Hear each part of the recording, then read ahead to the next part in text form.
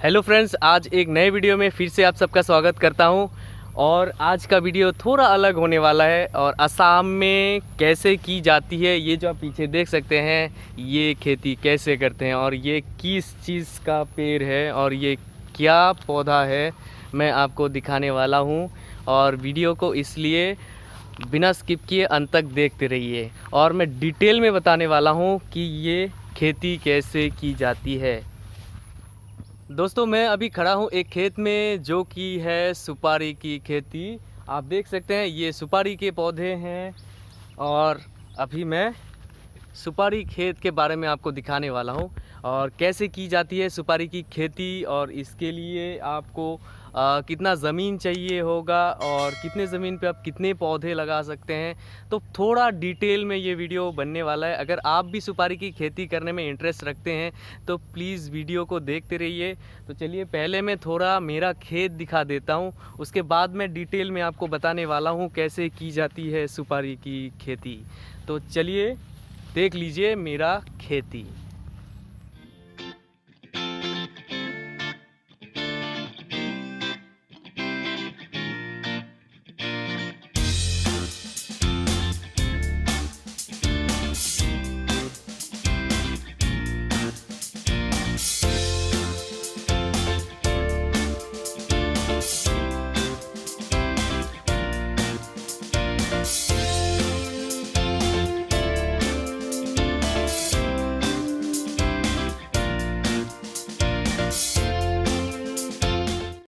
तो दोस्तों, आपने देखी मेरी खेती।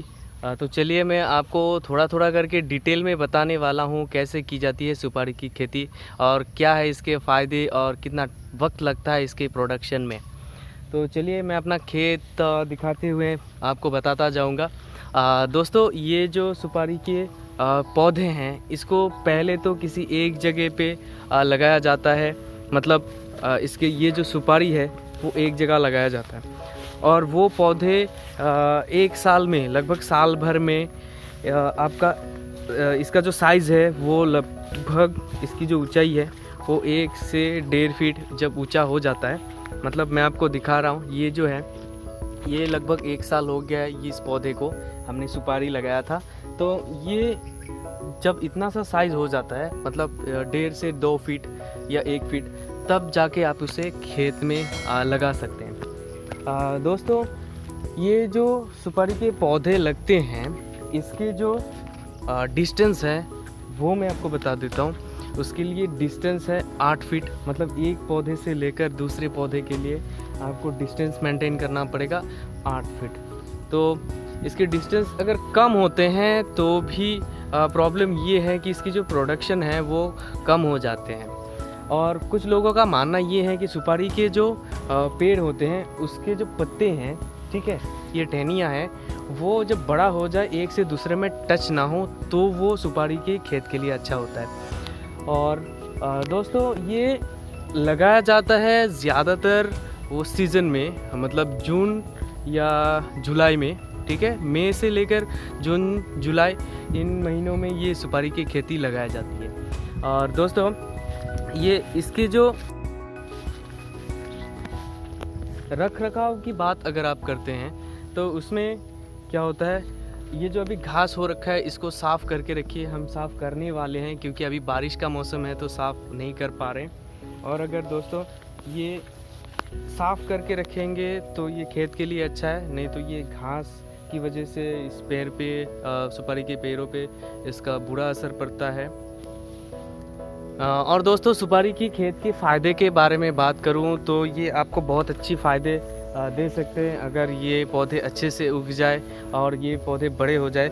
लगभग 5 से 6 साल के बाद ये प्रोडक्शन शुरू हो जाता है। मतलब आप जब इसे खेत पे लगाते हैं, 1 साल में जो छोटा पौधा होता है वो 1 साल के बाद अगर आप खेत पे लगाते हैं, फिर उसके बाद लगभग 5 साल में इसकी प्रोडक्शन शुरू हो जाती है। मतलब 5 से 6 साल में आपके जो खेत में प्रोडक्शन शुरू हो जाता है, मतलब सुपारी लगने लगते हैं। और दोस्तों, फ़ायदा ये है इसमें कि ये जो सुपारी है, एक पौधा आपको लगभग 20 से 30 किलो, कम ज़्यादा हो सकते हैं, 20 से 30 किलो सुपारी दे सकते हैं सालाना। मतलब ईयरली, साल में आपको एक पौधा 20 से 30 किलो सुपारी दे सकता है। तो दोस्तों ये कई बार सीज़न में इसके प्राइस अलग अलग होते हैं, पर ये जो सुपारी है ये पर किलो 20 से 40 या 50 तक भी बिकते हैं। तो मान लीजिए एक पौधा अगर 20 किलो सुपारी दे रहा है, इसमें सुपारी 20 किलो लग रहा है, तो इसका प्राइस अगर 30 रुपया है तो कितना होगा। और आपके पास ऐसे 300 या 200 पौधे होंगे तो आप कितना अच्छा खासा एक रकम आपको मिल सकता है। मतलब अगर आपने एक सुपारी खेती कर ली तो एक तरह का ये पैसिव इनकम है। आप इसमें बिना मेहनत किए एक ज़रा सी थोड़ी सी मेहनत से आप अच्छी खासी कमाई कर सकते हैं।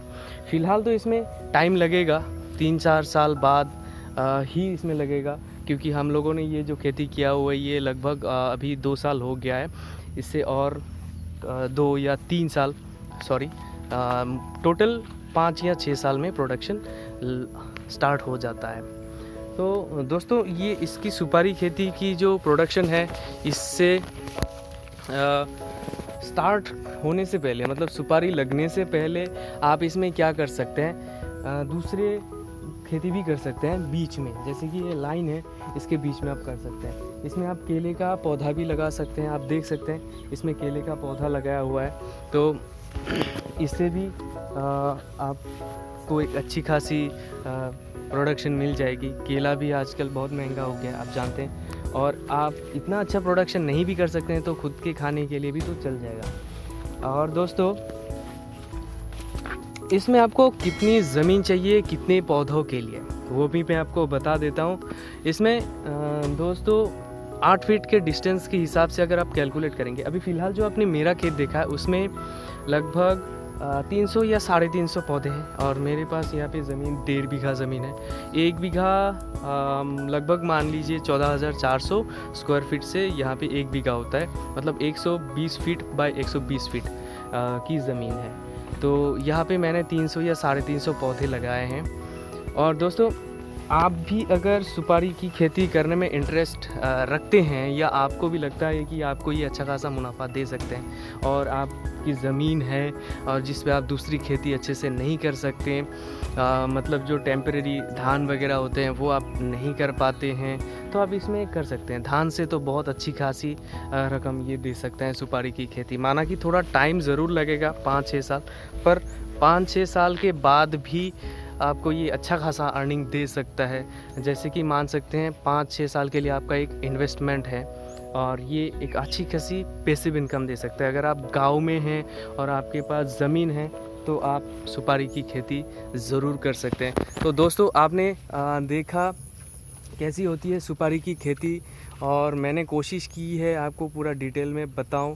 और इसके अलावा भी आपको कुछ और जानकारी चाहिए तो प्लीज़ कमेंट में लिखिए, और प्लीज़ वीडियो को एक लाइक करिए और दोस्तों में शेयर करिए, और चैनल को सब्सक्राइब करना ना भूलें। तब तक के लिए जय हिंद, बाय बाय।